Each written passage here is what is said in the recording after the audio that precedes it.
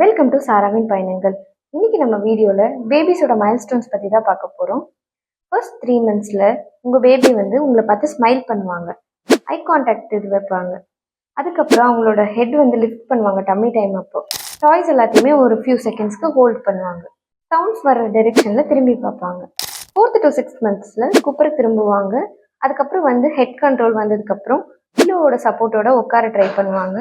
இப்போ வந்து என்ன பண்ணுவாங்கன்னா கையை வந்து விரலை எடுத்து வந்து வாயில் வச்சுப்பாங்க. அதுக்கப்புறம் டீத்திங் வந்து இப்போ கொஞ்சம் ஸ்டார்ட் ஆக ஆரம்பிச்சிடும் அவங்களுக்கு. 7th to 9th மந்த்தில் தவக்க ஆரம்பிப்பாங்க.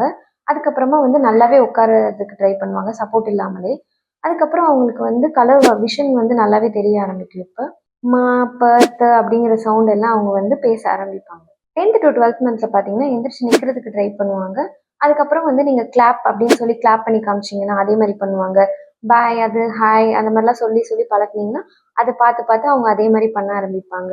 அதுக்கப்புறம் நீங்கள் டெடி பேர், ஃபேன் அதெல்லாம் சொல்லும்போது நீங்கள் அதை காமிச்சு காமிச்சு சொன்னீங்கன்னா அது இருக்கிற டிரெக்ஷனில் அவங்க பார்ப்பாங்க. அதை ரெக்கக்னைஸ் பண்ணி அவங்க எடுக்கவும் செய்வாங்க.